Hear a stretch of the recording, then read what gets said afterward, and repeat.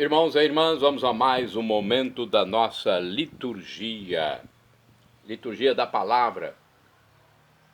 Eu transmito sempre aqui nos meus endereços telemáticos, @Paulo Roberto Maciel 7919. Dê um like, inscreva-se, compartilhe para aumentarmos nossa rede de amizades. Eu tenho o Facebook, o blog, o Instagram e o YouTube. O YouTube tem mais de 10 mil vídeos, no blog tem muito texto. Pode pesquisar com responsabilidade, tá bom? Com coerência, responsabilidade, com retidão. Neste vídeo, a liturgia referente ao dia 19 de outubro de 2024, sábado, 28ª semana do tempo comum, no ano B, onde se enfatiza mais o Evangelho de São Marcos, na liturgia dominical, pelo menos. A cor dos paramentos litúrgicos do dia 19 é verde, com o rito de missa à escolha, ou São João de Brebeuf e Santo Isaac Jogues, presbíteros e companheiros, memória facultativa. No caso, então, a cor seria vermelha. Eu estou com verde aqui porque estou pensando na missa comum. Temos também memória facultativa de São Paulo da Cruz, presbítero, memória facultativa e cor branca, ou Nossa Senhora no sábado. Ok? Então, há essas possibilidades. É importante o presidente da celebração saber dessas informações. Antífona da entrada. Se levardes em conta, Senhor, nossas faltas, quem haverá de subsistir? Mas em vós se encontra o perdão. Salmo 129, versículos 3º e seguintes. Oração da coleta. Nós vos pedimos, Senhor, que vossa graça nos preceda e acompanhe e nos torne atentos para perseverar na prática do bem. Por nosso Senhor Jesus Cristo, vosso Filho, que é Deus e convosco vive e reina na unidade do Espírito Santo por todos os séculos dos séculos. Primeira leitura da Epístola de São Paulo aos Efésios, capítulo 1, versículos do 15 ao 23. Irmãos, desde que soube da vossa fé no Senhor Jesus e do vosso amor para com todos os santos, não cesso de dar graças a vosso respeito quando me lembro de vós em minhas orações. Que o Deus de nosso Senhor Jesus Cristo, Pai, a quem pertence a glória, vos dê um espírito de sabedoria, que vô-lo revele e faça verdadeiramente conhecer. Que ele abra o vosso coração à sua luz, para que saibais qual a esperança que o seu chamamento vos dá, qual a riqueza da glória que está na vossa herança com os santos, e que imenso poder ele exerceu em favor de nós que cremos, de acordo com a sua ação e força onipotente. Ele manifestou sua força em Cristo, quando o ressuscitou dos mortos, e o fez sentar-se à sua direita nos céus, bem acima de toda a autoridade, poder, potência, soberania, ou qualquer título que se possa nomear, não somente neste mundo, mas ainda no mundo futuro. Sim, ele pôs tudo sob seus pés e fez dele, que está acima de tudo, a cabeça da igreja, que é o seu corpo, a plenitude daquele que possui a plenitude universal. Palavra do Senhor, graças a Deus. Vamos agora ao Salmo responsorial, é o Salmo 8º, versículos do 2º ao 3º A, 4º ao 7º refrão, versículo 7º. Vós destes o domínio ao vosso Filho, sobre tudo que criastes. Repitamos, vós destes o domínio ao vosso Filho, sobre tudo que criastes. Ó Senhor nosso Deus, como é grande o vosso nome por todo o universo. Desdobrastes nos céus vossa glória com grandeza, esplendor, majestade. O perfeito louvor vos é dado pelos lábios dos mais pequeninos. Vós destes o domínio ao vosso Filho, sobre tudo que criastes. Contemplando estes céus que plasmastes e formastes com dedos de artista, vendo a lua e estrelas brilhantes, perguntamos: Senhor, que é o homem, para dele assim vos lembrardes e o tratardes com tanto carinho? Vós destes o domínio ao vosso Filho, sobre tudo que criastes. Pouco abaixo de Deus o fizestes, coroando-o de glória e esplendor. Vós lhe destes poder sobre tudo, vossas obras aos pés lhes pusestes. Vós destes o domínio ao vosso Filho, sobre tudo que criastes. Repitamos: vós destes o domínio ao vosso Filho, sobre tudo que criastes. Agora vamos aclamar o Santo Evangelho. A aclamação é com um trecho de São João, capítulo 15, versículo 26. Depois, a proclamação é com Lucas 12, versículos do 8º ao 12. Aleluia, aleluia, aleluia, aleluia, aleluia, aleluia, aleluia, aleluia, aleluia, aleluia. O Espírito Santo, a verdade de mim, irá testemunhar. E vós, minhas testemunhas, sereis em todo lugar. Aleluia, aleluia, aleluia, aleluia. Aleluia, aleluia, aleluia, aleluia. O Senhor esteja convosco, Ele está no meio de nós. Proclamação do Evangelho de Jesus Cristo segundo São Lucas. Glória a vós, Senhor. Pelo sinal da Santa Cruz, livra-nos Deus nosso Senhor dos nossos inimigos. Evangelho de São Lucas, capítulo 12, versículos do 8º ao 12. Naquele tempo, disse Jesus aos seus discípulos: todo aquele que der testemunho de mim diante dos homens, o Filho do Homem também dará testemunho dele diante do anjo de Deus. Mas aquele que me renegar diante dos homens, será renegado diante dos anjos de Deus. Todo aquele que disser alguma coisa contra o Filho do Homem será perdoado. Mas quem blasfemar contra o Espírito Santo não será perdoado. Quando vos conduzirem diante das sinagogas, magistrados e autoridades, não fiqueis preocupados como ou com que vos defendereis, ou com o que direis, pois nessa hora o Espírito Santo vos ensinará o que deveis fazer. Palavra da salvação, glória a vós, Senhor. Vamos à reflexão do Evangelho, Lucas 12, versículos do 8º ao 12. Temos aqui no livro Palavra e Vida esta mensagem. Jesus sabia que a perseguição e as dificuldades iam chegar para ele e para os discípulos. Atualmente, em nosso país, não sofremos a perseguição expressamente por causa de nossa fé. Porém, isso não significa que a fé não seja posta em discussão. A sociedade, no seu viver, não vai contra o Evangelho? Não continuam sendo excluídos da mesa comum? Não nos deixamos levar pelos critérios deste mundo e deixamos o Evangelho estacionado? Também nossa fé aqui e hoje é desafiada, questionada. Vamos a uma outra reflexão do dia a dia com o Evangelho. Declarar-se por alguém diante dos anjos é o mesmo que defender o ingresso desse alguém na esfera do Pai Celeste. É o que faz Jesus em favor de seus fiéis seguidores.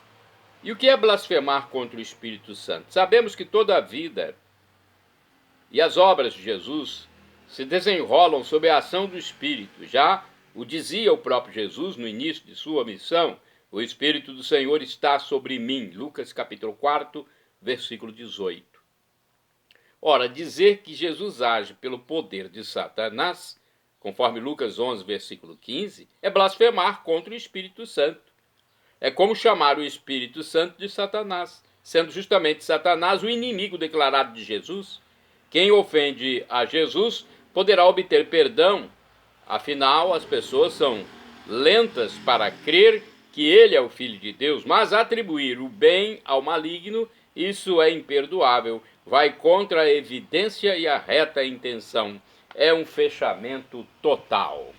Agora, de Antônio Carlos Santini, temos a liturgia comentada com o título Sinagogas, Magistrados, Autoridades. É o título que Santini, liderança da Comunidade Católica Canção Nova, Comunidade Católica Nova Aliança, dá ao seu texto, baseado em Lucas 12, versículos do 8º ao 12. Sim, houve um tempo em que os tribunais civis e eclesiásticos se confundiam, mas foi uma exceção. De modo geral, desde o iníquo julgamento de Jesus Cristo, o cristão tem comparecido aos tribunais na qualidade de réu. E é disso que Jesus nos fala neste evangelho. Quando vos conduzirem às sinagogas, magistrados e autoridades, não se trata de uma hipótese, mas de uma certeza. Há de acontecer sem dúvida. Ao mesmo tempo que o Senhor anuncia esta etapa indispensável na vida do cristão autêntico, ele também garante para nós a assistência do Espírito Santo, nosso advogado de defesa e mestre interior. Ele nos ensinará o que devemos fazer, devemos dizer.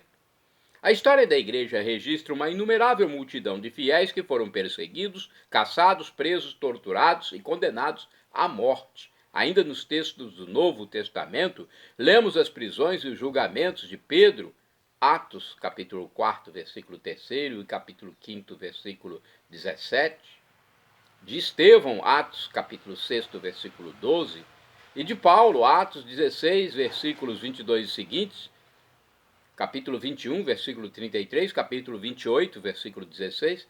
Nos séculos seguintes, até bispos e papas foram perseguidos. Ocorreu assim com o Papa Pio VII, preso pelas forças de Napoleão Bonaparte em 20 de fevereiro de 1798 e arrastado para Siena, Certosa e Valência, onde morreu em 20 de agosto de 1799, aos 81 anos de idade. Antes de morrer, perdoou seus perseguidores. O ódio anticristão feriu também os fiéis de outras denominações, como o pastor luterano Dietrich Bonhoeffer, que se opôs corajosamente ao nazismo de Hitler, sendo preso e condenado à morte em 9 de abril de 1945. Os regimes comunistas perseguem implacavelmente os cristãos. Monsenhor Van Thuan, arcebispo de Saigon, no Vietnã, escreveu sobre seu cativeiro. No cárcere, não pude levar comigo a Bíblia. Então ajuntei todos os pedacinhos de papel que encontrei e fiz uma minúscula agenda, na qual transcrevi mais de 300 frases do Evangelho. Este Evangelho reconstruído e reencontrado ficou sendo o meu vademecum cotidiano, o meu escrínio precioso para obter força e alimento através da Lexio Divina. Mais uma vez, o Espírito sustentava a igreja. Em nossos dias multiplicam-se os mártires cristãos em todos os quadrantes do planeta, em uma escala até então impensada. Nas regiões onde há minorias cristãs, a perseguição se acentua sempre mais, com linchamentos, estupros, templos e centros sociais incendiados, provocando crescente êxodo de cristãos para outros países. Jesus avisou que seria assim. Irmãos e irmãs, orai sem cessar. O Senhor está comigo, nada temo. Que pode um homem contra mim? Salmo 118, versículo 6. Vamos agora aos santos do dia. Os santos são exemplos que devemos seguir. Santos do dia 19 de outubro. São João Brebeuf, Isaac Jogues, presbíteros, que foram presbíteros, ou seja, padres, e companheiros mártires. De acordo com o site RS21, da TV Século XXI, o cristianismo e, de modo especial, os missionários procuram preservar os valores genuínos de cada povo, e por isso, 8 jesuítas, entre eles João de Brebeuf, morreram no Canadá na metade do século XVII. Brebeuf nasceu em 593 de família normanda, que acompanhou Guilherme, o Conquistador, e São Luís IX. Tornou-se jesuíta, ordenando-se padre no dia em que completou 29 anos de idade. 3 anos depois, partiu para o Canadá, em companhia de Massé Lallemand e José Roch d'Aillon. Foi direto trabalhar entre os índios algonquinos. Logo aprendeu a língua deles, chegando a escrever nela gramática e catecismo. Passou depois para a tribo dos Hurões. Também, nessa língua, redigiu um catecismo.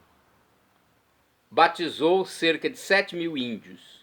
Sua vida inteira foi um martírio. Morava em choupanas de extrema pobreza, pequena imagem do inferno. No dia 16 de março de 1649, a tribo dos iroqueses, adversários dos Hurões, invadiu a missão. Olha só o que aconteceu. Essa tribo invadiu a missão, amarrou João de Brebeuf numa madeira e ali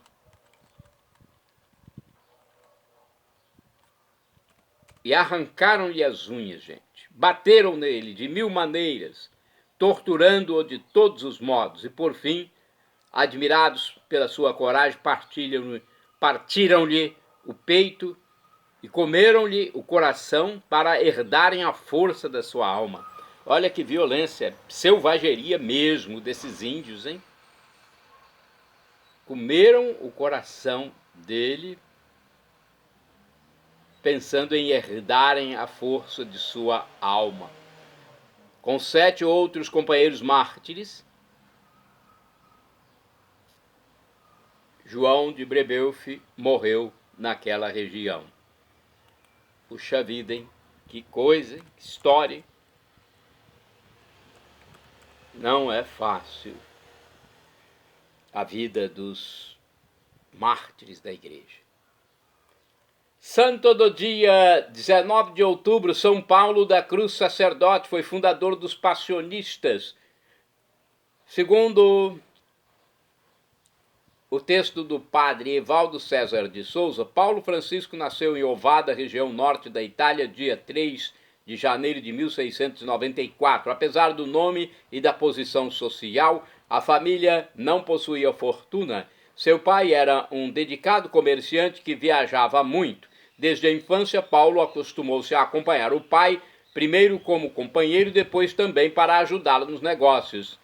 Desde pequeno, também se entregava aos exercícios de oração e penitência e à leitura da vida dos santos, encantando-se especialmente com a dos eremitas. Gostava de ir à igreja para rezar o terço. Essa rotina floresceu e fez crescer sua vocação.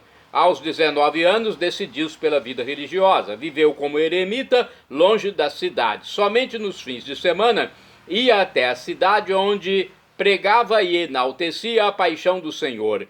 Assim, amadurecia em seu coração um projeto de uma comunidade religiosa. Inspirado pelo Espírito, Paulo iniciou então uma nova obra missionária, que teria Jesus Cristo crucificado como centro, chamada de Padres Passionistas.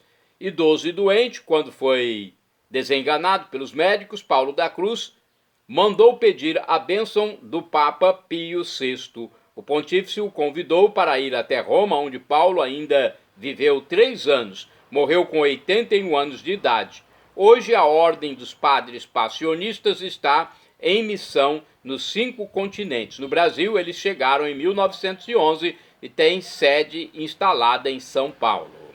Santo do dia 19 de outubro, São Joel, profeta, anunciou o grande dia do Senhor e o mistério da efusão do seu Espírito sobre os homens, que a majestade divina se dignou realizar admiravelmente em Cristo no dia de Pentecostes.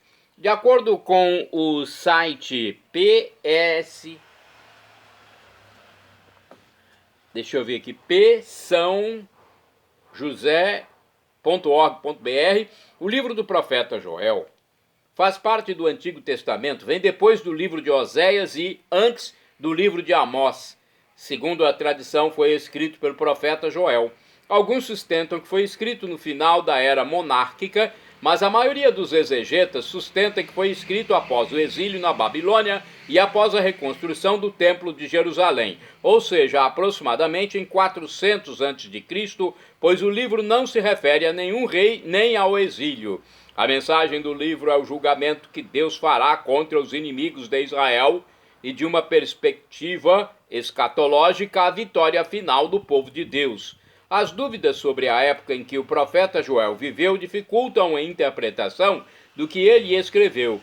Pode-se dividir o livro em 2 partes. Os 2 primeiros capítulos narram uma terrível invasão de gafanhotos que devasta a plantação do país. Diante disso, Joel pede a participação de todos, profetas, sacerdotes e povo, com arrependimento e jejum geral para suplicar a Deus que afaste a catástrofe. Esta liturgia penitencial permite caracterizar Joel como um profeta cultual ligado ao serviço do templo. Deus mostra a sua misericórdia e anuncia a libertação da praga e as bênçãos para uma nova plantação.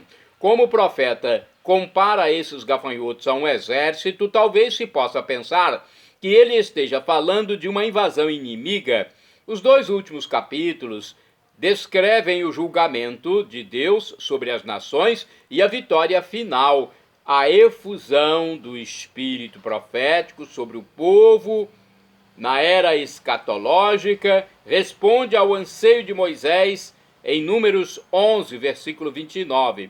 Parece que a primeira parte não tem nada a ver com a segunda, mas uma expressão une o livro todo, o dia de Yahvé, né? Yahvé, que é Deus, né? Em hebraico, Yahvé. Né? O que na primeira parte eram gafanhotos ou exército inimigo, na segunda se transforma em exército de Deus. A praga se torna apenas uma imagem do grande dia em que a humanidade prestará contas a Deus. Assim como afastou os gafanhotos, também a misericórdia de Deus, alcançada pelo arrependimento e jejum, transforma o julgamento em dia de libertação e salvação. Arrasada, a plantação ressurge nova e viçosa. Desse modo, uma praga de gafanhotos, observada atentamente, serviu para que Joel anunciasse o dia de Yahvé. A passagem mais destacada de Joel é o capítulo 3, ou versículos 28 a 32 do capítulo 2, na versão Almeida, que é citado pelo apóstolo Pedro no sermão de Pentecostes, em Atos dos Apóstolos, capítulo 2, versículos do 17 ao 21. Por isso Joel também chamado profeta de Pentecostes, sendo considerado profeta da penitência por causa da primeira parte deste livro. Santo do dia 19 de outubro, São Varo, mártir, faleceu em 307. Foi um soldado egípcio que, ao visitar 6 santos eremitas cristãos na prisão, foi encarcerado junto com eles e sofreu terríveis torturas. Santa do dia 19 de outubro, Santa Fridesvida, virgem, faleceu em 1257, abandonou a vida da corte e passou a ser abadesa em Oxford, na Inglaterra. Santos do dia 19 de outubro, São Lucas Afonso Gorda, sacerdote, e Mateus Koiove, religioso, ambos mártires. Faleceram em 1634, dominicanos intrépidos, pregadores do Evangelho nas Filipinas e no Japão. Nesses locais sofreram o martírio. Santo do dia 19 de outubro, Beato Tomás Hellier, presbítero, ou seja, padre, sacerdote. Faleceu em 1595, foi sacerdote da diocese de Coutances, na Normandia. Exercia seu ministério durante o dia e dedicava-se à oração e à penitência até altas horas da noite. Santa do dia 19 de outubro, Beata Inês de Jesus Galande, virgem, faleceu em 1634, priora do mosteiro dominicano de Langeac, na França. Foi vítima de calúnias e invejas. Ofereceu-se sofrimentos a Deus pela formação dos sacerdotes na França. Santo do dia 19 de outubro, Beato Jorge Popielusco, presbítero, ou seja, padre e mártir, faleceu em 1984. Foi sacerdote da diocese de Varsóvia, na Polônia, assassinado em Włocławek por defender a fé. Shalom Adonai é uma expressão hebraica que significa a paz de Deus. El Shaddai significa Deus onipotente. Ele proverá aquilo que você deseja, que você pede, se for para o seu bem. O professor e escritor de mais de 100 livros da Igreja Católica, Felipe Rinaldo Queiroz de Aquino, no seu canal no YouTube, onde responde as nossas dúvidas, diz que Deus pode nos dar uma dessas 3 respostas quando pedimos algo: sim, não ou espere. A que for melhor ele nos dará, afinal de contas ele é o nosso divino Pai eterno. E agora eu clamo do aramaico Maranatá, como dizemos nós católicos, ou Maranata, como dizem nossos irmãos separados, os evangélicos ou protestantes. Não importa a pronúncia, o significado é o mesmo. Vinde, Senhor Jesus. Um dia ele voltará e será o juízo final. Creia em Jesus como Deus, seja batizado e arrependa-se dos seus pecados, e nos encontraremos na vida eterna com corpos transformados, transfigurados. Perdão, Senhor, pelos meus pecados, passados, presentes, futuros, físicos e espirituais. Perdoe os meus pecados e me conduza à vida eterna. @ Paulo Roberto Maciel 6 /. Shalom.